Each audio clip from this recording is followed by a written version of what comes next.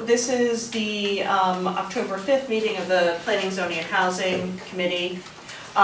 We are mainly here tonight to learn about some of the things that we are responsible for overseeing, which has to do really focusing on affordable housing, although the first thing that I would like is I've asked Jeremy to speak about two things, which is where we are with the zoning regulations that the Planning and Zoning Commission has been working on to allow accessory dwelling units, which, while not necessarily affordable housing, is a different type of housing for the town of Darien. And then talk about where we are with the affordable housing and what's been being built in Darien. And then Joe Warren, I appreciate coming in. He is the chair of the Darien Housing Authority, and he's going to talk to us a little bit about how that works so we can better understand what they do. So, Jeremy, you want to take it away? Sure. Which topic do you want to hit first? Well, why don't you do the accessory dwelling units, because I feel like once we get into affordable housing, you and Joe may end up playing off each other a little bit. So, about 2 years ago, Planning and Zoning Commission was required to work on an affordable housing plan. Every community in the state of Connecticut had to prepare one. We were one of about half the communities that got theirs done pretty much on time. Other communities are still working on theirs. And one of the things it talked about in the plan is what we've been talking about here a little bit informally, is opportunities to create, call it, more affordable units and maybe smaller units. What we see in town are a lot of 3 and 4 bedroom single family residences, and if you're either a person just starting out or someone who's like, I've had it with maintenance on my house, I just want to live in a place that I don't have to shovel the walk and fix the ceilings and the floors. There's really very little housing in Darien for folks at both ends of the age spectrum. So the commission has talked about the idea of allowing accessory dwelling units. This was presented back, I think it was in the mid-'80s, Joe, I wasn't here then, where they kicked around the idea then, nothing came of it, but many communities in the state allow accessory dwelling units. So what does accessory dwelling units mean? Right now, Darien, on each single-family residential property, allows one cooking facility. So you might have a 4-bedroom house, you might have a 3-bedroom house, you're only allowed to have one kitchen on the property. So you can't have a second kitchen in your garage, or in the shed in the back, or in the garage, detached garage, or up in the attic, or down in the basement. It's one cooking facility. Or in a pool house. Yeah. Or not a pool house. You can have living space in your pool house, but not another kitchen. Cooking. So we see that quite often. Hey, there's a room up in the attic that if my mother-in-law visits, she'll stay in that extra room, or whatever. But you can't have a second cooking facility. The accessory dwelling units regulations would allow a second unit to be created on a property. And the commission has been discussing this off and on for about 6 to 8 months now. If they were to put forth a proposal for the community to comment on at a public hearing, what provisions, restrictions, limits do they want to have? So for example, is there a maximum size accessory dwelling unit? So if you live up and you have 5 acres of property, what's the biggest unit you'll be allowed to build? Could you build it? 3,000 square foot second unit. They talk about, does it need to be owner occupied, one of the units? So let's say you own a house in Darien and a house in Florida. Could you rent out both your house and the accessory dwelling unit? They talked about that question. They talked about parking. Hey, over here on, say, Fitch or Crimmins or Renshaw, what if someone builds a second unit? Where would the extra cars go? How much should we require extra parking? They talked about, should it be as of right, which is people can just do it and get a building permit for the kitchen? Or is it something that should come to the Planning and Zoning Commission for a public hearing where they can understand how it will fit in the neighborhood? Should one requirement be whether it has to be deed-restricted affordable, that it can't rent for more than X $1,000s a month? What should the setbacks be? Should it meet the normal setbacks, or should there be special setbacks? So there's a lot of issues the commission has wrestled with over the past couple months. I think they're at a point where they've asked staff, based on what you've heard at these 3 or 4 discussion sessions, put together a proposal for the commission to put forth for public hearing in what's likely to be January sometime, which will be advertised and noticed in the paper, and let the public weigh in on it. So we are in the process of putting something together. We'll likely have it put together by middle of December, and ask the public to weigh in. Do we want to allow these units? If so, what residential zones? And what are the limits, restrictions, parameters that the commission's going to put on it? As you can see, there's a lot of issues to be wrestled with, if you will. And the commission's wondering, is it going to work? They've looked at other communities. I think Greenwich allows them under certain circumstances. Norwalk allows them. I think Stanford, I think New Canaan might, under certain circumstances, is getting an understanding of what works in other communities and what doesn't. Do certain neighborhoods become overrun with these extra apartments, or is it something that's so rare that people don't have to worry about it? So we shall see how the final product looks, and when I say final, the final product that gets put forth, which likely there'll be changes to that based on the hearing we have in January and the feedback we get from the constituency in Darien. So I'm as curious as you to kind of see how it plays out and what kind of input and feedback we get. It might be a big change, or it might be a change that, I think in New Canaan, it barely makes a difference. Very few people pursue it. It does take money to build a second kitchen sometimes on your property. And some people are like, I don't want other people living on my property. I just want to be left alone.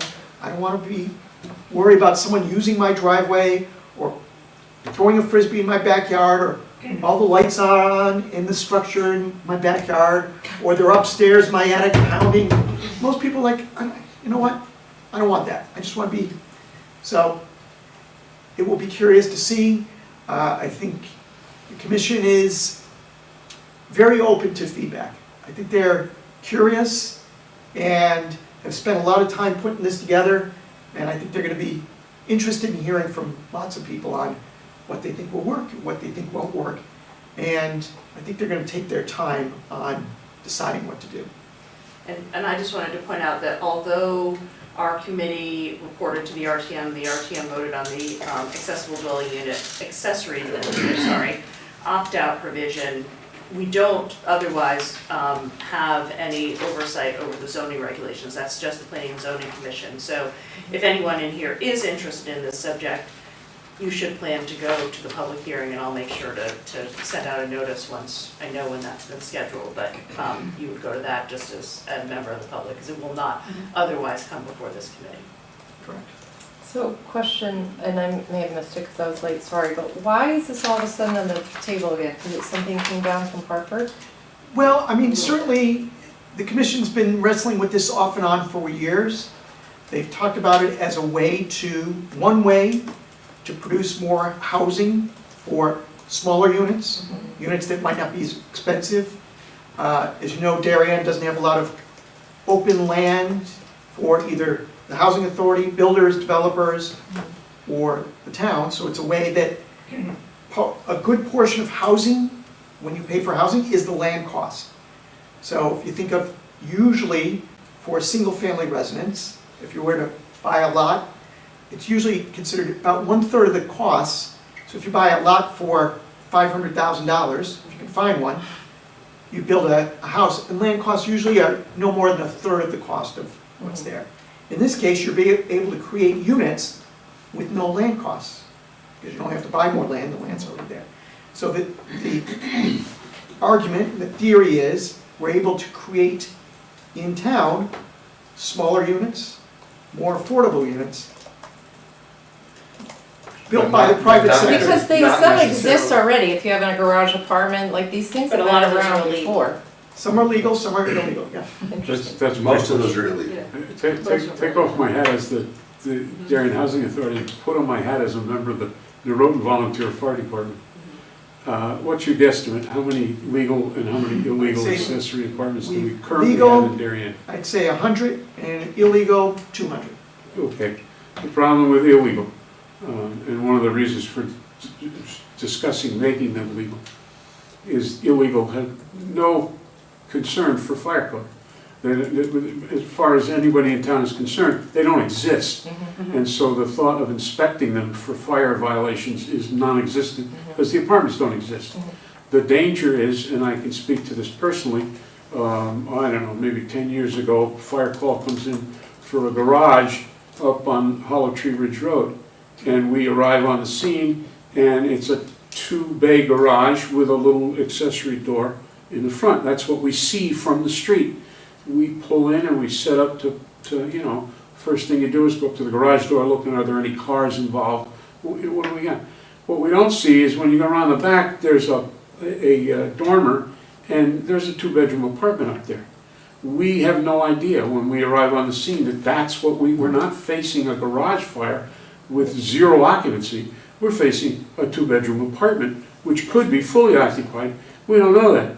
And we don't know do they have a stove up there? Do they have a gas stove? We don't know. And it's never, ever been inspected because it's not legal.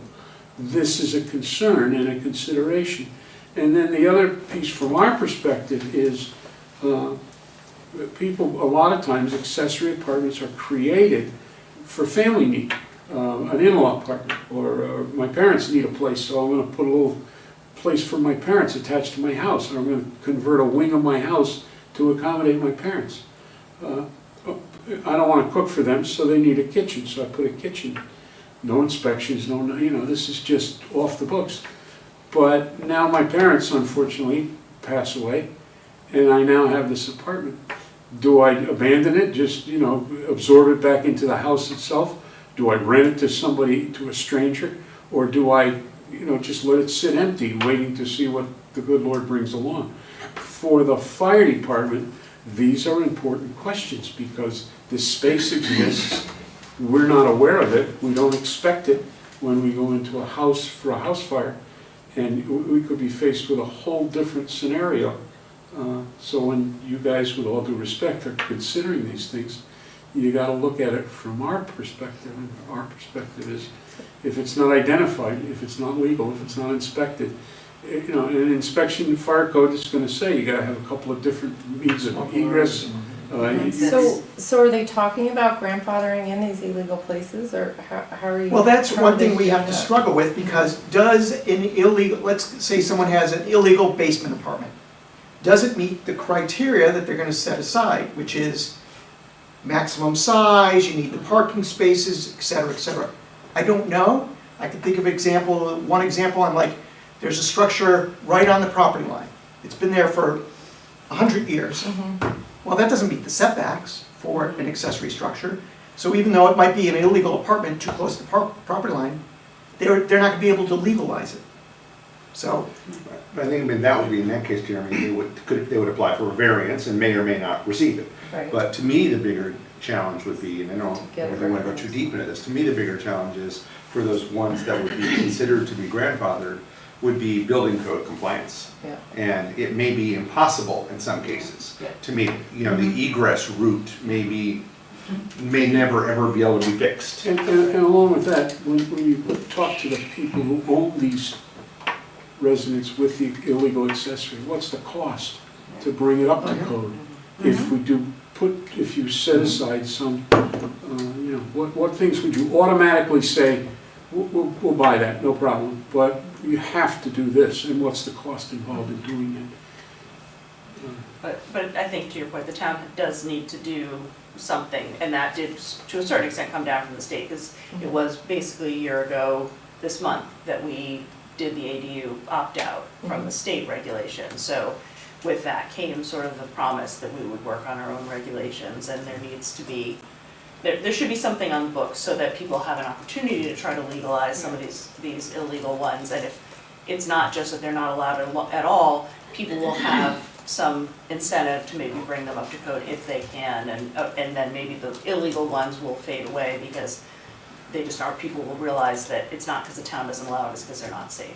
I think was part of the hope. Are there examples of communities or towns where the ADU has helped and created more housing? 'Cause you mentioned sort of New Canaan Sure. did this and nothing sort of come of it, like. yeah, I think there are, Greenwich, hasn't resulted in, I think it's less than 100 units I don't have the exact number from New Canaan, but I can't imagine it's 100 in New Canaan. I think it's less This than. comes down to balancing the desire to have more units and how flexible we want to be to allow them. You know, if we say you don't have to follow setbacks, you don't have to do X, Y, Z, it'd be a lot easier to create more. So it's really this balance between how flexible do we want to be. You know, things like building code aside, that's kind of table stakes in my opinion. But the other things are all that what you and your staff are working on, Jeremy, to see what makes sense. And depending on how you push each of those levers will determine the direction in terms of number of units that we'll likely see. And I think in terms of, I can speak to New Canaan, so I'm sort of familiar with that. And it hasn't really created a diversity of housing in the same way that the affordable conversation, which is the next topic, what it's created is it's given flexibility for people to have their families in a separate, smaller cottage on their property, or if they have staff that works for them that they want to have live Their own there. kitchen. That's what it's been able to provide, and that's been something that people are happy with, that they have the space, they'd like to be able to do that. Probably But also it's help. but that's why, while these two things are kind of similar and why I wanted to talk about both tonight, this Solving isn't really an different answer. problems. Yeah, this isn't really Solving an very answer. different problem. Right. It will help, I mean, I think what it does do, I Provides think other diversity of towns housing. is let people stay in their housing. Yeah. You know, so if you're on a limited income, but you have a $3 million house, rather than having to sell your $3 million house because you can no longer afford the $30,000 in real estate taxes, if you had an accessory apartment that you could rent out, you could make enough money to pay your real estate taxes and then some, or whatever the situation is. So I think it solves a different problem, and I think it's an interesting and good solution, depending on what you and your team come up I with. think Amy's examples were two that I've heard recently that people come to the counter and talked about is, I live in a really, really big house. Yeah. I have staff who basically lives here. Can they have their own kitchen? And the answer right now is, no, they have to share a kitchen with you. But they live off in the other wing of that. Well, sorry, that's the rule. The other one is, I think it was elderly parents or come visit from Florida for 6 months a year. They want to live in that part of the house or over the garage or whatever. Can they have a separate kitchen? No, they have to share your kitchen. So again, people will look at these for different reasons. Those are two. Some people will just say, you know what, I'm going to build a unit, rent it out to someone, whatever. And we're going to see a wide range. And they may be rented at market rate. They may be rented for hardly anything in the case of someone who might be having their parents live with them or live and help with them. But I think that's the input and feedback the commission's looking for in January. Outside of those like situations that you just described, is there actual demand? Like people actually want to be able to have these the small things, and like I guess to your point, like is that actually good? Like, if everybody has a side thing, is that good for the town? Like we're bringing in a lot of population. Who's supporting that? Right. I think that's one thing the commission's discussed is a maximum size. Yeah. So unlike a 5-bedroom house, the commission's going to put a maximum size on it. So you're not likely to see 6 kids in a small apartment the size of, say, this room. With the parameters they're setting up, not every property will be able to have one. And they've talked about that. What zoning districts will allow them? Right. Should it just be the R1 zone or R2 zone? Or is it even a 1/5 zone, very small properties? Not everyone will want one. So I guess that's, I think there is a potential impact on, to Greg's point, of even things like schools. Because there are, I mean, I can envision, one of the other populations that I can envision this being a solution for are families who have gone through a divorce. I've noticed a number of people where one of the spouses, whether it be the husband or the wife, with the kids, have moved in with the parents. And if they're able to have something more comfortable and their own kitchen, you could conceive of that becoming more frequent or a longer term solution. And not to say that it's bad, but it's just something I think that needs to be considered. I think the fact that we think the estimate is about 200 illegal accessory apartments right now speaks to the need. Demand. Is there, people are willing to just ignore the law and go ahead and put the thing in anyway, Right. up to the fact that we got 200 of them here in town already. How do you estimate that? If you don't know until you go into the units. Oh, look, this is not, this, I could certainly take This you on a isn't tour rocket showing you science. various, open the paper and look for ads It's a for small town. apartments, you know, That's it. it's not that complicated. All right, so, so like I said, I encourage everyone to attend the public hearing when this comes up and make sure the commission hears your thoughts on this, and I'll share the draft regulations when they come around. Do you want to update us a bit on where we are with affordable housing? Sure, the affordable housing that's going up today is really in a couple areas. One is in Norotan Heights, the federal realty project called Darien Commons, which basically is, they're almost done with construction. You can see all the first floor tenants. Gregory's Coffee is supposed to open this week or next week, and Seymour's and all the other retailers. Sur La Table just opened for housewares. All the upper floor residential units, I think there's 122 of them, have been rented, all of them. Of those, I want to say 21, let's see, deck number, 16 were deed restricted affordable units, which means they can only rent for a certain maximum, and the other were market rate units that sold, or actually they didn't sell, they rented very quickly. So that project's pretty much complete at this point. One block away to the west, on the other side of Edgerton Street, just west of Norotan Heights Shopping Center, John Vaccaro is working on a redevelopment of the shopping center. If you've been by, you've seen the big pile of dirt. He is working on building 2 separate 3-story buildings, which will be actually a little smaller than what you see at Federal Realty, but generally the same concept. First floor retail, restaurants, upper floor residential uses. Those I think are also going to be apartments. And in there's also going to be a Goddard School daycare. And he will have 65 units, 10 of which will be deed restricted affordable units. As I said, Federal Realty was 122 units, 1 and 2 bedroom. And then in downtown, you've all seen the Corbin Building and Bank of America Building are no longer. David Genovese has removed the whole block, and he's in the process of building his project, the Corbin District project. And as part of that project, he will have some affordable housing as well. That will take at least 2 years to complete. Jimmy, how many, maybe I missed it when you just said it. I think I heard you say the number of units at Federated, but how many affordable units are at Federated? 16. 16. Thank you. 16 out of 122. And we do not currently have a moratorium from 830G. That's correct. Will we when all of these projects are completed? I have not done the math because that's still 2+ years away. I would guess, if I had to guess, I would guess not. The first moratorium was achieved largely because of Avalon, which was an 830G. So they built 47 deed restricted affordable units. Plus we got a bonus because it was an 830G project. So that got us a lot of points. The second moratorium was because of the work of Joe Moore and the folks at the Housing Authority, Not just me, a lot of other people. the Heights of Darien, which went from about 53 units to 106. Yes, So that's 53 new deed restricted affordable units at even lower incomes. So And Royal is. the Royal was 30 units going to 55, but that I think is only for seniors. it is for seniors only. So that doesn't It's a count. net of 25, but for senior housing you get less points. So it's 25 points, but not full points. So I'm making assumptions. Do people understand what 830G is and how that works? Well, I just had a question about, what is it, does the moratorium mean that we've reached that legal threshold? Right, there's- And there's a moratorium because we've reached that? there's 2 ways to get a moratorium or relief from the 8-30G statute. One is to have 10% of your housing be affordable housing. Darien right now is a little over 4%.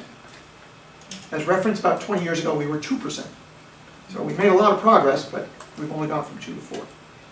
The other way to get a moratorium from 8-30G is to build a certain amount of affordable housing in a certain period of time. And you collect points based on a very convoluted, complex formula that's about 100 pages long. And you have to submit all the paperwork to someone sitting up in Hartford for them to judge whether you qualify. Those moratoriums are 4 years long, and Darien has received 2 of them. We are one of the few towns to have received 1. There are very, very few towns to receive 2. I think one town may have 3, but so of 169 communities in the state, I think only 5 have 2 or more moratorium. Darien is one of them. So Meaning we've done like more than everybody else. yes, proportionate One to our thing- population. We're making progress. One thing that's troubling is I understand there's an expiration date, so they roll off. They do, So that is you true. can have it and then Lose it. you lose it, so what causes you to lose, let's say you hit 10%, what causes you to Right, so lose for the example, building? That's The not- way it works is the deed restrictions, which gets filed in land records, are only 30 or 40 years. And the reason, the argument for that is if they lasted forever, the argument that the state makes is there'd be no incentive for builders or developers to pour more money into it. So what they've said is 30 or 40 years is under 830G. Hey, that's all you need to do to fulfill your requirement. But then after that, these kind of fall off the, I'll call it the affordable rolls. So Avalon one day will no longer qualify. The other 830Gs in town eventually the same way. After a certain amount of time, they Or can it could add, be deemed developer happy and developer friendly. well, I guess it's all relative. If it was so However you look at it. developer friendly, these things would be popping up all over. They've tweaked the law so it's not as developer friendly as it used to be. Okay, There- thank you. There's a couple of things that figure into this. Some of these projects, from inception, are designed so that affordability will end Yes, after 40 years or 60 years, at which point the developer has the option to continue as affordable or convert to market rate. Part of the developer's pro forma. yes. Yeah, so let's say you put a property together, 40 years, you spend some money, and for 40 years it's been affordable, and then you spend some money redeveloping the place, doing, remodeling, doing whatever needs to be done at the end of 40 years, and then put it back on the market at retail. All of a sudden, So it's the going to go dollar, from the dollar 2,000 a values. month to 4,000. Yeah, the dollar values change dramatically. Jeremy, the question I would ask you is, and I don't mean to take up other people's time, but when we talk about affordable, Mhm. what's the definition for affordable? And what's the gauge? Because for our project, the Darien Housing Authority, we use AMI, Area Median Income, as the deciding point. We rent our units at either 30, 50, or 60% of AMI.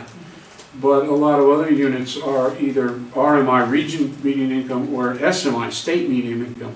And those numbers vary all over the lot. Because, those median incomes are dramatically different depending on which one you apply. Yeah. So Right. what are the majority of the units that are currently on the market So based on? generally, we're using state median income, which is about $85,000, maybe it's 100 now. So let's use round numbers. State median income's about $100,000. For one person or two? Or the family That's income? family. Really? That's called family. So you can work a nice job, family of 4, make $100,000. 80% of some of these rent for, and again, there's a whole long formula, but it's basically geared to people making about $80,000 a year. Back in the day, $80,000 was a lot. Now it's kind of, for Connecticut, again, we're in Connecticut, In Fairfield County. in Fairfield County. So the numbers get a little different. And as Joe said, the housing authority units are geared towards even lower income folks. But these units being built, oftentimes under 830G, will be built to people who make maybe 80,000 plus or minus a year. Again, convoluted formula, but that's generally what we're talking about. These are people that are working jobs, 1 or 2, but probably 1, pretty nice job, and they're making ends meet, but for market rate, when you look at what a market rate unit would be in Darien, and at $3,000 or $4,000 a month, that's like you could be spending $40,000 a year on just housing. If you're making $80,000, that doesn't work. You won't be able to eat. Just another question about priority for the affordable housing. Has any consideration been made for teachers or emergency personnel? I know there was a need for teacher housing and, I just was wondering about that. Well, they can't legally give priority. They have to open it up to everyone. Again, there's a price range that, if you will, if you make too much money, you don't qualify for an affordable unit. Okay. If you make too little money, it's not gonna work, because even at that rent, let's call it $2,000 a month, it's $24,000 a year, if you make $24,000, they won't take you. You don't make enough to live there. So you have to find kind of that right range, and it has to be open to everyone. So they can't just give priority to municipal or firemen or I see. anyone. It has to be open to everyone. I see.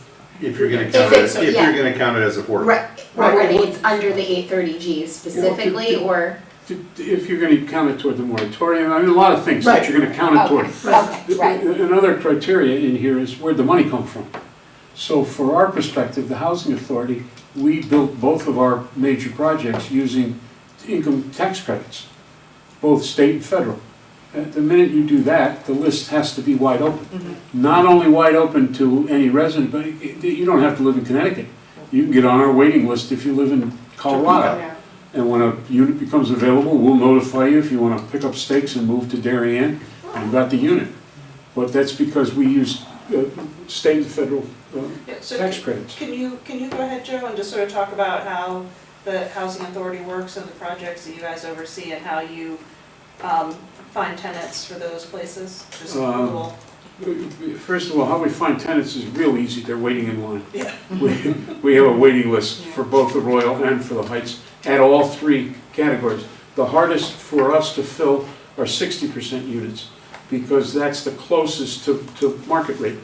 In other words, the discount you get for being in a 60% unit is not that dramatic that you couldn't go out and find a market rate place. Although here in Darien, that's different, because the price of market rate is huge. At any rate, we keep a list, we keep waiting lists for all three categories for both projects. And as somebody moves out. Nobody in their right mind moves out of the Heights. You don't do it. And think about the logic. If you got a place at the Heights and you have two kids in the Darien school system, where are you going to go at what price to get something, so you're not gonna do it. So they don't move out.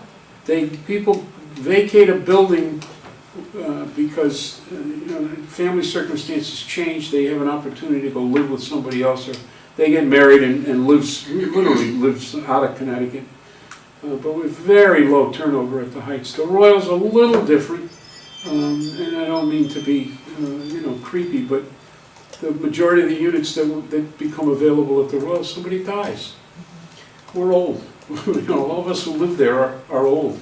And we just had one pass away over the weekend, so we now have another unit. Off the record, I'm sad. Sad to lose a resident under any circumstances. In this case, this guy was such a grouch. It was such a... Remember TV 79 taping. It was sad. Well, for me, it was sad because to have lived that long, and at the end, be so grouchy. You've lost all your friends. Your relatives don't want to talk to you. It's you passed away, and that's a sad occurrence. Yet everybody who knew this person, big sigh of relief. Thank you. That's sad. But that's how we lose residents at the Royal, is they pass away. What about, is Clock Hill under your authority as well? I'm sorry? Is Clock Hill? No, Clock Hill is not under our authority. Clock Hill is a whole different ballgame in that it is not rental. Those are purchased units. It's being managed by the town of Darien. Some questions have been raised recently about Clock Hills, and that's going to have to be looked into because there's some things. There's things you can do and things you can't do. You cannot apply for buying one of these units and fill out all the paperwork, all the stuff, blah, blah, blah, and meet the requirements and buy a unit at Clock Hill. And then have an opportunity to go move in with your mother in Greenwich, and move in with your mother in Greenwich and rent the place you bought at Clock Hill. Can't do that. It's against the law. So, I'm not saying anybody's doing it, I'm just saying, these are the kinds of things you always have to be careful of. But again, Clock Hill's completely different because it's purchase, Okay. not rental. What are the other places that are owned by the town then that, so there's the two that are under Housing Authority are Heights and Royal. That's and then- it. And then That's it. Clock Hill, and then what's monitored by the town? Clock Hill is, I'll call it monitored, but basically, those are 30, I'll call it condos, if you will. The town owns the land, the folks buy, but it is, as Joe mentioned, restricted on income. So that's a trick, because you have to, again, make enough money that you can afford to buy the unit, but not too much that you still income qualify. And it is, And when you go to sell a unit, you have to sell somebody who meets the same requirements. Right. You can't So- Somebody on sell, the list. so you don't quite get the appreciation you would as if you bought a house anywhere else in town. So again, you've got a small window, and it's tough to find people that just meet that, and But to the extent that there's the affordable units in these other buildings, that's just the landlord monitors that, the town's not involved? the housing authority Well, has. no, I meant like in the the Darien Road Commons. Commons, Darien that's Commons, right. up to landlord. It's up to landlord. So, the Darien Commons, John Vaccaro will do his, David Genovese, Avalon. Avalon manages theirs. There's one at Sunset too, isn't there? There is a 3-unit family. building that is deed restricted, so there is one at Kensett up there on Hoyt Street. There's one at 397 Post Road, Richard Friedman of, I lose track of his corporation's name, Garden Homes, has a handful of units there that he monitors, and every year these folks have to send me a certification. Hey, the following units, A1, C3, D10, X19, here's the income of the person that lives there, thus we still comply with the paperwork. So to a certain extent, the town is Monitoring, we have to. Well, Sorry. town takes the paperwork, but this is an issue. Vaccaro, John's got a whole bunch of stuff going on in town, and I know John well, and he does a great job with all this stuff. But this one on Dickinson is a problem for him. It's one apartment. The amount of paperwork that he has to do, if he's got a tenant in that apartment now. If that tenant leaves and he needs to fill that, he's got to go through all this paperwork again to refill that apartment. The incentive, the reason he did it was because he got more apartments on that space than he would have been able to do under normal zoning regulations. But that's still a huge burden for him. Now, the burden for the town is to ensure that he's actually doing those things. 5 years down the road, is that apartment actually occupied by somebody who meets the requirements? Can I make another comment? The floor is yours, I'm sorry I interrupted. Something else that the town has to consider, that everybody needs to consider when we talk about affordable housing. We have places, and other towns have it, we have an affordable housing fund. Developers, if a developer wants to build a building and exceed the zoning regulations, and they don't want to put an affordable apartment or 3 or 4 affordable apartments, they can pay into the Affordable Housing Trust Fund to avoid having to do that. And then the trust fund uses that money. We used part of that money when we built the Royal. We didn't need any of it when we did the Heights. One of the other things we should talk about, or people should talk about, when you look at the Affordable Housing Trust Fund, I have tenants in my building and tenants in the Heights that are, I'll give you an example. I have a lady living in my building who's in a 50% apartment, because when she moved into that apartment, it was her and her husband. And you took both social securities and they met the requirements. They couldn't get into 30%, they had to go to 50%. Too much. Well, unfortunately, John passed away not too long ago. So now she's in that apartment by herself. So she loses that other source of income, but she's stuck in a 50% apartment because we don't have any 30% apartments available. And she's at the top of the list. As soon as there's a 30% apartment available, we'll move her in there and put somebody else in the 50%. But we might think about taking part of the housing trust fund and using it to subsidize rent so that somebody who really belongs in a 20 or 30%, and we don't have any 30% available, could take a 50% because the trust fund would offset the difference in rental. It would make affordable housing available to a larger group of people because, So, Joe, just a question on that, does the trust fund as it's written allow that? John, I don't know the answer to that, Mike, and that's what I'm saying, I the didn't think it discussion, I've never participated in any group that's had that discussion, but I think it's a discussion that somebody ought to have and look into, because, again, if I have 10, 30% units, I got 55 units at the Royal. We designated, when we built the building, which apartments, they're all identical. They're not, there's no difference in these apartments, no difference in how they were built, no difference in anything. That's not the case in some of these apartments, okay? You go to Avalon, and the apartments that were designated for low and moderate income housing, they use different finishes, different countertops, different floor, so that there was a difference in what the apartment has. That's not the case with our buildings because everything was built exactly the same. But for economic purposes, in order to understand our budget, to make sure we had enough money coming in to maintain the building, we had to designate X number of apartments 30%, X number 50%, X number 60%. And just because somebody moves out, I can't say I have an empty apartment, I got more people on the 30% waiting list than I have on the 50% waiting, I'll put a 30%er in there. Can't do that, because that screws up the budget. So, these apartments, although they're no difference, they are dedicated to that particular income, so that my budget doesn't blow up in my face. What are those funds used for? So, well, that's actually the next thing on our agenda. So, to answer the question, the way the ordinance is written right now, it cannot be used for that purpose, Joe. But, I didn't think so. ordinances can be amended if there's some reason to. But, Michael, do you want to talk about the Yeah, affordable certainly, housing but, trust I'm fund? happy to have Joe add on to it as well, because he's really been on that committee. I haven't been. I was assigned, for those of you who just joined the PZNH this past year, I got assigned to be our rep to the Affordable Housing Trust Committee. And no one really knew much about it at the time when I was asked to do it. Found out that, Joe is a member, Steve Olbaney from P&Z is a member, I represent RTM, Steve for P&Z, Joe from Housing Authority, and there was and a couple of others, but all town officials basically, or elected officials, and one community member at large who happens to be a developer, Sam Fuller, and he is the chairman. And Sam is someone I've known forever, so, and a neighbor of mine. So I called him at the time, a year and a half ago, whenever it was, and found that the committee hasn't met in 4 years. Up until April of last year, there were no longer any funds in it.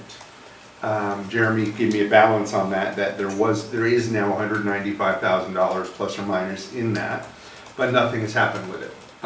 The ordinance is written, as we just discussed a little bit, really, I'm going to oversimplify it. The sole purpose is to add more affordable housing in town, which is why I asked the question to Joe about the change he was proposing, which could make perfect sense, but right now, it's not designed that way.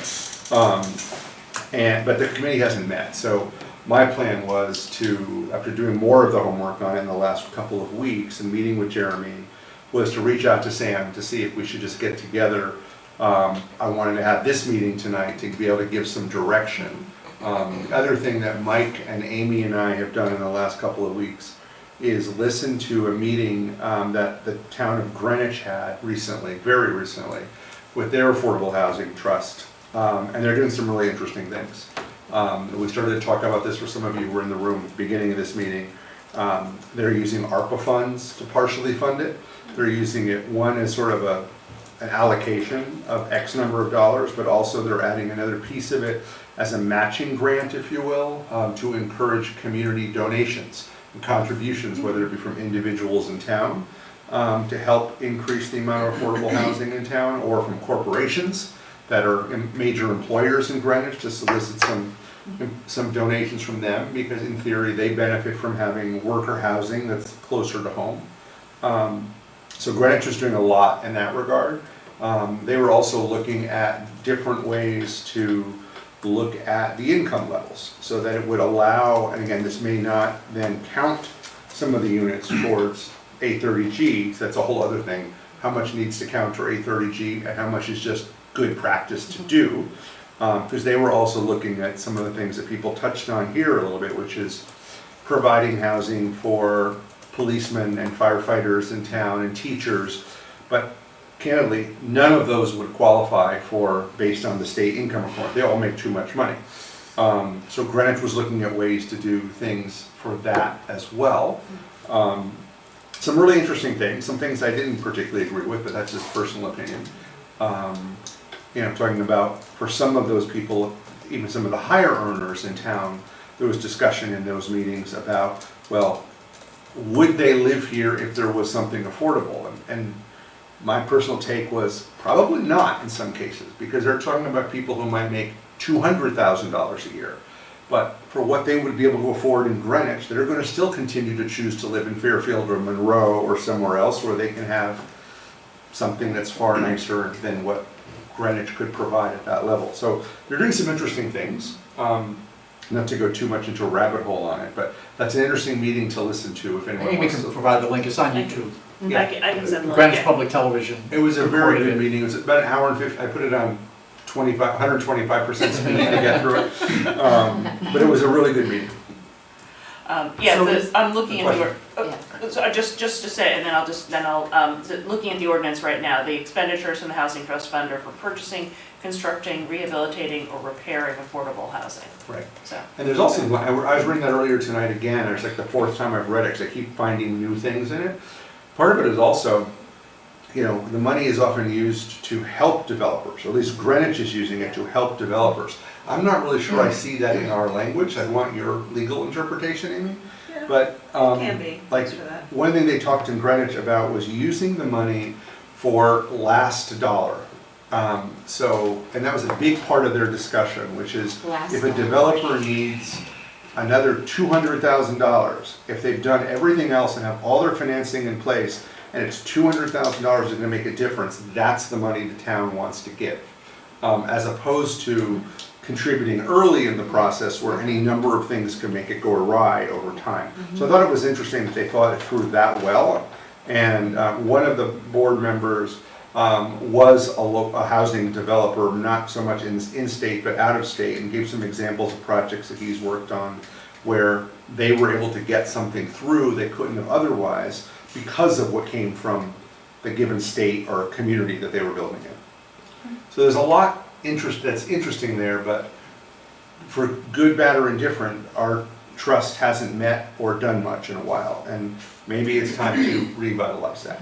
Go ahead, I'm sorry, we cut you off. Yeah, so I was just curious, you talked about people, giving money into the trust. So is the trust a charitable Yeah. Yes. organization, so people, Yes. but we don't actually in our town actively raise money? We haven't actively raised money. What's been in the fund, and Jeremy, you can correct me if I'm wrong, but to date, what has been in there is the fee in lieu. So it is when Right. developers have put money in rather than building the affordable housing that they would be, because the way our regulations are written right now, even if it's not 830G, you do have to build a certain number of affordable units with once your development goes over a certain size. And for example, I'm pretty sure the money that's in there now is because they were at a half a percentage, so rather than, you can't obviously build a half a unit, so rather than building one more than they had to, they did the fee in lieu for that fractional unit, share. a fractional share. So, I guess, I'm just curious, longer term to meet, whatever goals. It sounds like we can't just keep getting moratoriums forever because we already have more than anyone else. And so it seems like that trust is a good way to. Yeah. Yeah. Because it sounds, from what you said, that when the town controls the housing, you get a lot more affordability from that housing. Yes. One slight correction. When we talk about what the town controls, Housing authority. Darien Housing Authority is not a town agency. Sorry. The Darien Housing Authority is a state agency. The members are appointed by the town, by the Board of Selectmen, but we do not owe allegiance to the town of Darien. We owe allegiance to the state of Connecticut. Now, Technically. I like the Board of Ed. I have lived in the town of Darien for my entire life. My parents moved here when I was about 8 months old. So I've been here for a very, very long time. ask me where my allegiance lies, squarely in the town of Darien. And we always try to do whatever is best for the town of Darien. Because if you don't, I mean, if you start worrying about everybody else's problem and lose sight of what the focus should be, you're gonna be in serious trouble. But it does give us, using the trust fund money gives you some, even if it is a developer project. So for example, if some of that money was used so that a developer, rather than doing the bare minimum of affordable units, did more, it still gives the town a modicum of control. Not as much, obviously, it's better to do something where it's 100% affordable, but it does change the dynamic some. Go ahead, you're free. Sorry, just a question about going back to the, like, you know, looking at Darien Commons, 16 affordable, Federal across the street, 10 affordable. Understood those can't be prioritized for municipal employees or anybody, but what, I'm assuming you have a flood of applicants. How do you determine, based on the flood of applicants, who gets those? First come, first served. First come, first served, okay. Absolutely. And are there maximums and first- according to bedroom of occupancy per? First come is the date your application gets submitted. Okay, date application gets So submitted. a lot of, when 'Cause my Darien question Commons is was being about built. flooding our schools and Right. not having people that are teachers or firefighters be able to help our town and live close by. Now we have an influx of all these people that are using our schools and, you know, the tax base, and just concerned about being pro-Darien. Are there maximum Right, there's- number of applicants? I think and what they have to do is comply with fair housing law. fair And that housing? says you cannot, right, in this, they have to, and when the leasing office opened, they had a leasing office up on the second floor for a while, they were renting market rates, which is this pile, and then the others, and the others went very, very quickly, right, the affordable ones. These also went pretty quickly, they're gone already, but it's really two separate piles. And again, with the, I'll call it the affordable units, they have to make sure you income qualify, they verify your income, they're kind of making sure that you make enough that you're gonna keep paying the rent, but not too much that you don't qualify, right? So- And just So to, those just are- to be clear, hold on, just to be Okay. clear though, because you were asking about, directing your question at Joe. So Yeah. there are, the ones that you're talking about Yeah. are, that was what I was asking for, those are controlled by the leasing office, by the Of the commercial developer. landlord. So the developer, Federal Realty, doesn't care where these people work. The only thing they're Right. looking at, as far as the number of people, it's just controlled by how many people do you want to put in a two-bedroom apartment? It's, Right. that's, Who it gets has in nothing to do first. with, the list that the housing authority maintains is, you know, different because it is a list that they continue to maintain and they go to you when your name comes Right. up, as opposed to, it was a new group of people applying to the leasing office for the units at Commons. Does that make sense? If the fund gives money into one of these, like, you said there's more control or something, does that mean could they stipulate that we will give the money or whatever, or will participate, but you have to prioritize Well, some? it Once depends on- once you prioritize, it can no longer count towards affordable, is the problem. Well. But you said the it- teachers can't do it 830G. affordable anyways, so. Well, it depends, again, this is why, it depends a little bit about what you're trying to. It's complicated. What you're trying to, what you're trying to accomplish, because there is 830G moratoriums, that's why, you know, we started this with talking about ADUs, which are, it's just diversity of housing. Doesn't help us with 830G moratoriums, but it does provide different types of housing. We can do some housing that is prioritized to teachers or whatever, it's just not gonna get us the 80 and 830G Yeah. I points, think it but. starts out with, what are we trying to solve? I think that's a broader town Right, issue. yeah. And there's And there's places a you number can't of get things we money want to from. solve, Mhm. and these different You can't get tools. taxed on, yeah. You know, you can't get tax dollars, Yeah. you know, Right. things You you can't, just, there's you certain have money no you don't- access to because you're gonna narrow down, who's gonna. That's right, be able to- priorities and trade-offs, Yeah. right? Yeah. Amy, one thing, and Jeremy, you may know the correct number, but from what I understand from the Federated, 11 of those apartments have children, 5 apartments were children new to Darien, and 6 were apartments of people who lived in Darien and moved into those apartments, so that there was, at least initially, what I heard at an operations planning committee is there were only 6 new families with children in those 122 units.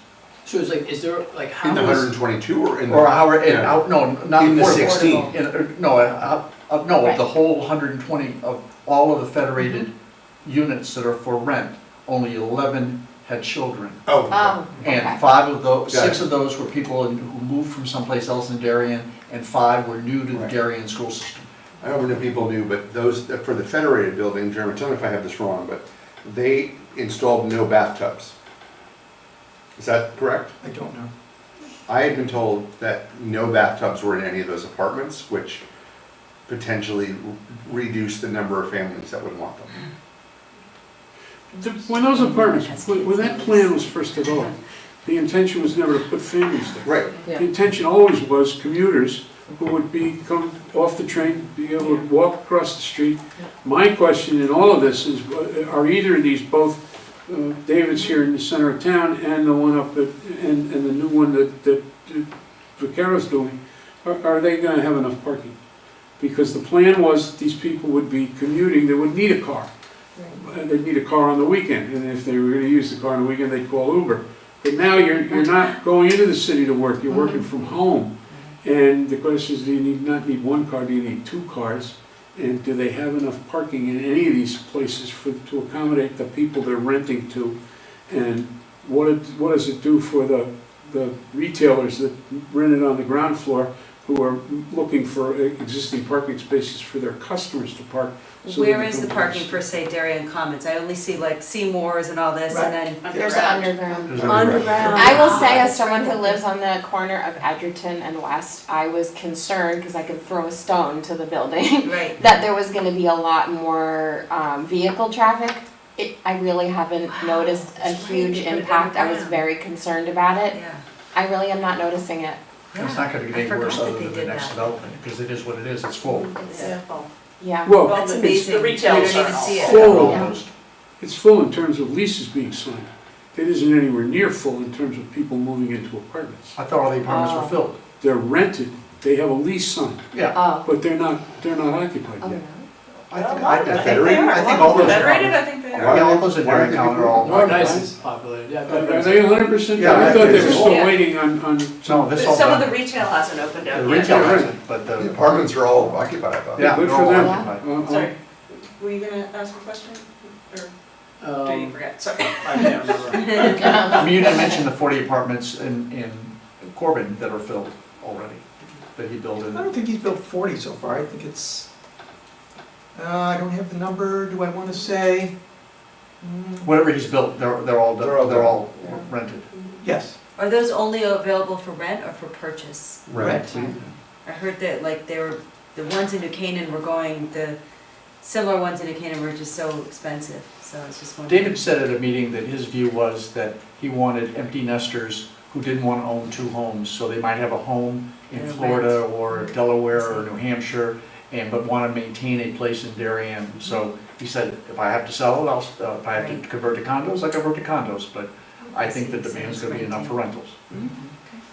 It seems like there's kind of 2 things to talk about. One is like the addressing the state requirements. And it sounds like teachers don't even qualify, if you teach in Darien, you don't qualify that, no matter what, you're Correct. making too much money, because it's too different. And then the other is teachers, police officers. When I was growing up in Darien, my mom taught at Middlesex Middle School. We lived in town, you could afford to do that. Now, I think it's become much more challenging for that. And now teachers are driving from so far away. I've got 3 kids in the school, and it's like, school gets canceled last minute because people are driving far, Yeah. which it makes She's sense. So like, awesome. how do you fix that problem with housing, potentially, I don't know. Take off another hat, put on another hat. My daughter happens to teach at Middlesex, she teaches 6th grade English. My daughter has it. So I can talk from the teacher's perspective, and somebody raised the issue, do they want to live in town? And for a lot of these people, they do not. Yeah. Imagine you're a teacher and you just want to go out for a drink. You know, it's one thing to go out for dinner. It's another thing to go out, sit at the bar at Papa Joe's, or sit at the bar at the Goose and have one of your students' parents come up and want to talk about their kids' education, and it's just, you know, it's, or going shopping, you know, can I just ask a quick question? There's no such thing as a quick question. Yeah. And But when isn't I, it better? Isn't it better, like, if you For have you. somebody who's actually a community member, you're not gonna harass them?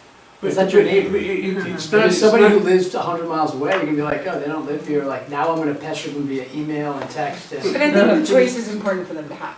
it's You not know, about like, harassing, you it's don't wanna just, remove that. Yeah. it's just about commenting. Yeah. When I grew up here in town, I knew every policeman, and I knew, and not only did I know them, I knew their family, I knew where they lived. They all lived here in town. That's not the case today. Now, unfortunately, because I belong to the fire department, I still know all the policemen in town. But they're not here. And there's pros and cons, okay? It was nice when we knew all of them, they all lived here in town, and you could, me as a kid growing up, not that I ever did anything wrong, but I'd a whole lot rather deal with the cops than my father. And that's just simple, you know. That was exactly, that came up in the Greenwich meeting. That's a no-brainer. 50 years ago, 70% of the police in Greenwich lived in Greenwich. In Greenwich, And today it's 70%. Yeah. And those Yeah. accessory dwelling units back then were for teachers. Yeah. There were a lot of teachers who lived in cottages. Yes.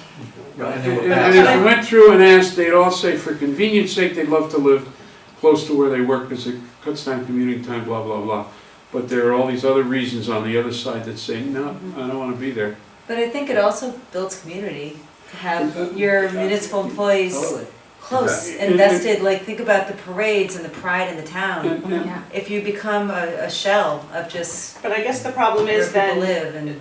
the problem is though, that then you're talking about, are we building, you know, what kind of housing are we building? Because if you have the option of, if you're, it's a trade-off for every one of us, right? Like, if everyone who worked in New York City wanted to live in an apartment over their job, Yeah.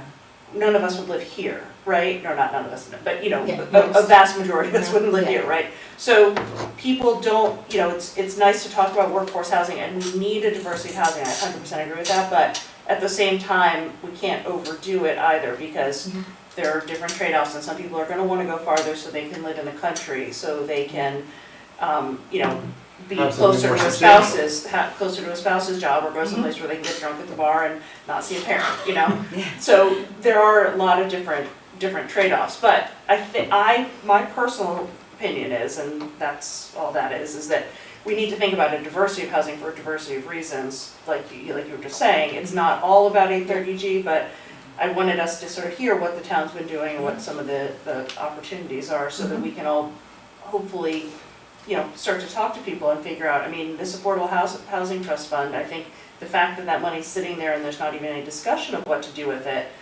is, I think is unfortunate. You know, that maybe we don't have enough to do much with it, but we should be at least talking about what should we be doing and are there ways to grow it and what should we do with it. Do we know if there will be more going into it with the Corbin project? I don't think so.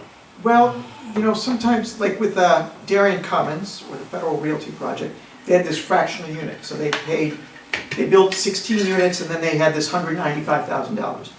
I've not done the calculation on either the Corbin project or the Norotan Heights Shopping Center renovation to know if there will be more money coming in, but that money likely would not be coming in till 2 years. a year and a half, 2 years.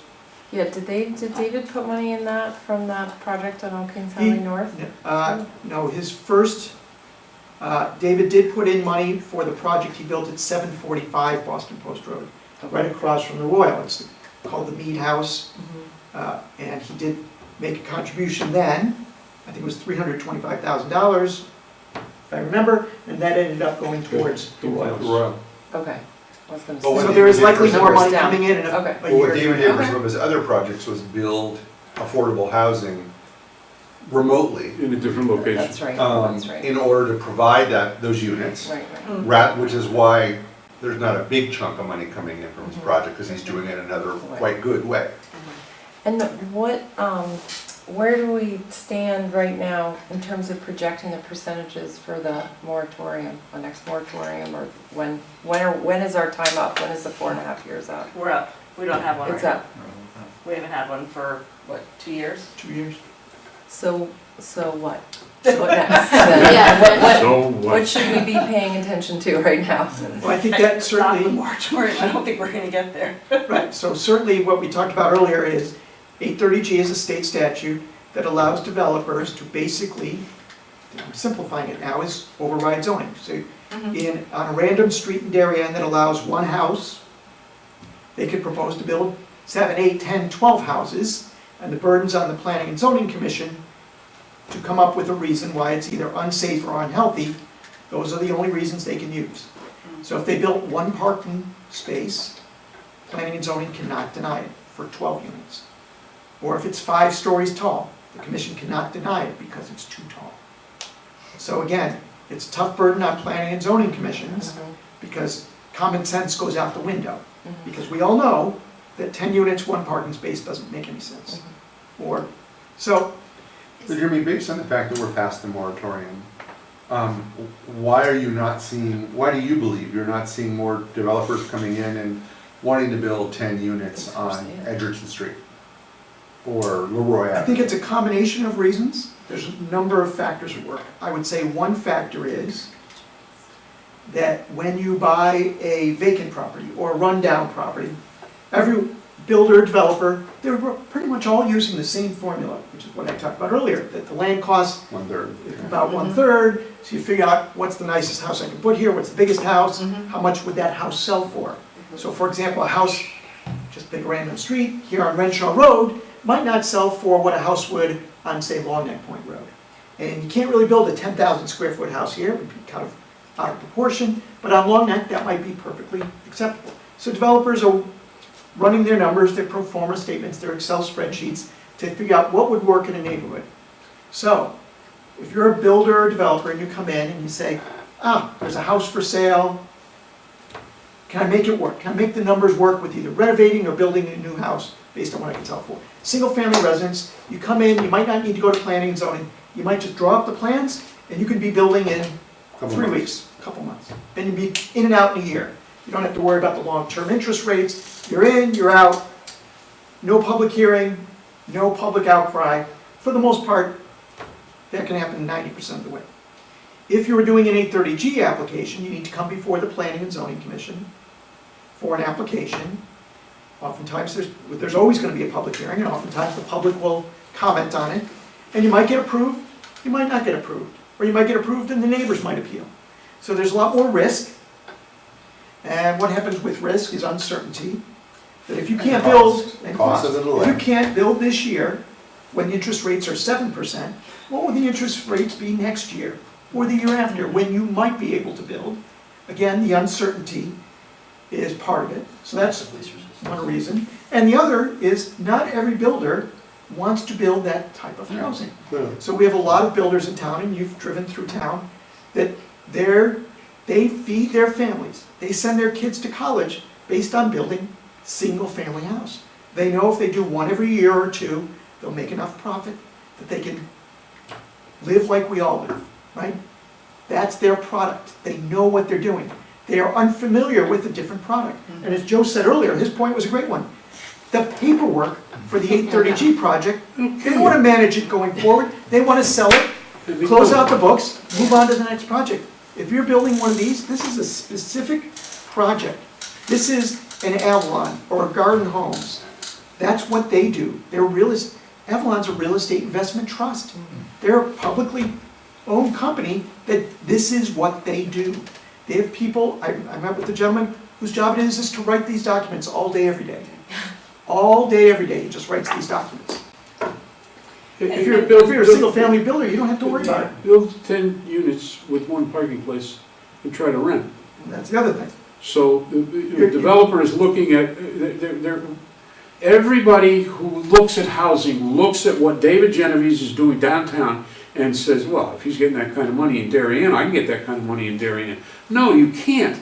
You can get that kind of money if you build what he built in the place he built it with the facilities that he built it with. If you put yours out in the middle of nowhere with 1 parking place, you can't rent it.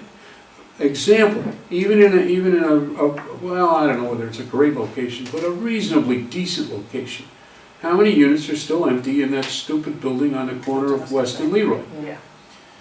because and that was an 830G project, and everybody thought, well, you're not gonna make $1 million, you're not gonna make $1 million, you're gonna make nothing, because they're carrying loans that they can't pay off, because they couldn't sell the units because they were overpriced, and they can't rent the units because they're overpriced. Except the affordable ones. The affordable ones went right away. Yeah. Okay? I have a question just about, I just spent a year working in a commercial appraisal office, and my manager said there's a huge glut of commercial properties in this area, especially in Fairfield County.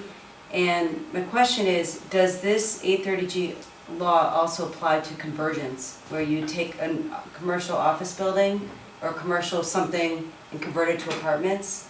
Do those The answer also is- count, or is it only new The construction? state statute 8-30G exempts industrial zones. Darien doesn't have industrial zones, so if you were in, say, Norwalk, and they do have some industrial zones in Norwalk, those are exempt from 830G.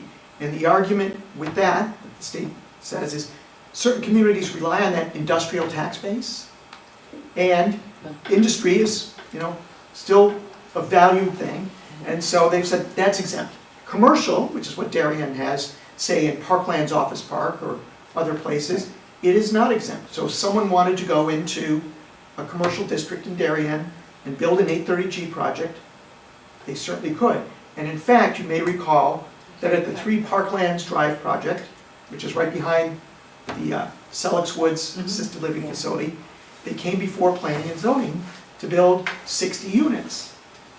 And planning and zoning debated the pros and cons of converting office space to apartments.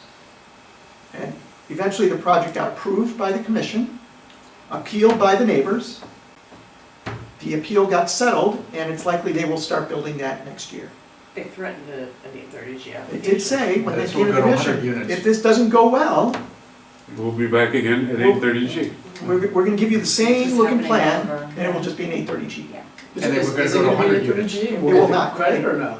No, we will get credit for the 6, Why wouldn't we try to push them to get the well, credit? that's the pros and cons, and some commissions say, we'd rather have to They're do gonna do it 830G. anyway. Some do, right. Well, no, they were gonna do it bigger, it was gonna go from It was gonna 60 be bigger. units to Compromise, they 100. reach with the Right. neighbors, and So probably a better deal what- for them. what- So they can convert, I'm just thinking like Colangelo or that giant theater that. Right, I don't so know, let me I've give you an been there since I was a example, we child. talk about this It's a all the church time. now. It's a church. Is it? Yeah, it's occupied. Okay. Yeah. Oh, it Yeah. is? Oh, yeah, it's been for years. Well, like that could be an example where you put some of that funds in there, last dollar, and say, but it has to be 830G. Right. So we have an example if you've been to Weston, Connecticut, that is a residential community. There's, I think, a country store, and that's it, So it's just houses. Yeah. There's no commercial tax base. Darien has a commercial tax base. You go to all these businesses, restaurants, office buildings, etc. Well, today, as we sit here in this room, residential market, super hot. Right? We talked about things are selling for outrageous sums of money or renting. Commercial, as Joe said, not so much. Will that change in the future? Probably. It's not always going to be this way. But does Darien want to say, well, let's convert everything right away and have no commercial tax base? So when you sit at home working all day, you'd have nowhere to go grocery shopping or go to eat or buy something. You'd be driving somewhere else. So we want businesses in Darien, a place to get gas, a place to eat, a place to buy groceries. So we don't want to give away the whole town tax base and start rezoning for, get rid of all the commercial. So we have to find that right balance. And I think planning and zoning has said, we really want some commercial businesses. It really provides opportunities for people to work, right? You work in town, a lot of you work in town. Well, it helps keep our taxes It where they keeps are. our taxes low. Are you hoping to convert some of these accessory apartments to affordable housing? For what purpose? I don't know, to meet the more. Right. To meet 830G, no. Right, the accessory apartments are not likely to, because if you, the 10 of us or 12 of us in this room, if you say, some of you might say, you know what, I'll do an accessory apartment. Great, I'll get a couple thousand a month. Yeah. The question is, you could deed restrict it such that you could, instead of getting 3,000 a month, you might get 1,000 a month, and then you have to do the paperwork and certify it to me every month, and you're losing $24,000 a year. Yeah. Raise your hand if you want to do that. Right, yeah. Would you rather get $24,000 or? Like the reality of this 830G thing is that at least for the foreseeable future, the commercial real estate loan market is completely dead. So no developer in commercial real estate can get a loan. So they couldn't do a project right now. And that's probably why there's nobody like, oh, Darien's a target, we should go do something. They can't get a loan, so. It's a changing dynamic that interest rates play a part. Part of the interesting thing about Darien is many of our building lots, both residential and commercial, are very small. Darien got developed very early, so there's not a lot of big parcels you might hear about in other communities. 3 acres, 5 acres, 7 acres, very few of those in Darien. So, because when you go to the time, money, and effort to draw plans and paperwork and go before commissions and get approvals, you want more. It's just the economies of scale. When you're building, paying a contractor, buying 50 bathtubs instead of 2 bathtubs, whereas John Vaccaro found out for, managing one little unit Yep. instead of 50 units. And The amount of anything that's in like land trust or owned by the town, I'm just thinking like Oxridge, like, if you know that big field, Oxridge? Farm. Highland Farm. Highland Farms, that's not in play for acreage. Well, you know. Highland Farm has a number of restrictions. When the town bought it 5 years ago, 7 years ago, they bought it from Oxridge Riding and Racket Club, and part of that was, there was a number of conditions. It has an open space restriction on it. Can't do it. All of the land trust properties are permanently restricted as open Those are all, space. And that's a certain, private organization. that's a It's not private town. organization. Then certain town properties are restricted as parkland, so Yes. they can't be developed. But the town, there are town properties, the properties where Heights and Royal are were town-owned properties that right? Am I right or am I wrong? Am I They saying were, wrong? those were town-owned properties many years Yeah. ago. The town deeded those properties to the housing authority. Remember, the housing authority is not a town agency. So we were given the deed to those properties. As long as you brought that up, I'll take 2 minutes of your time just to let you know how complicated this gets. When you go to get a loan from a bank or from the low-income housing tax credit, any of these things that you're borrowing large amounts of money from, most of the paperwork is boilerplate. And the vast majority of the paperwork understands that the developer, in order to make money, and it's not, maybe not the guy that's doing the developing today, but he's gonna take that piece that he owns in his portfolio and somewhere down the road sell that portfolio to somebody else. And they're either set up at 40 or 60 years that they'll convert from low and affordable to market rate. And so all the paperwork is designed for that. We had to have all the paperwork, all the boilerplate had to be changed, because these properties that we own are deed restricted. They will be low and moderate income in perpetuity. If you do not change the paperwork and just leave the language the way it is and say, oh, we'll deal with that 60 years from now when the time comes, people who want to convert it to market rate will say, well, if they didn't want to do that, they would have put language in saying they didn't want to do that. You can't let it go by default, so you have to go through and change. It costs us a lot of money to change all that paperwork.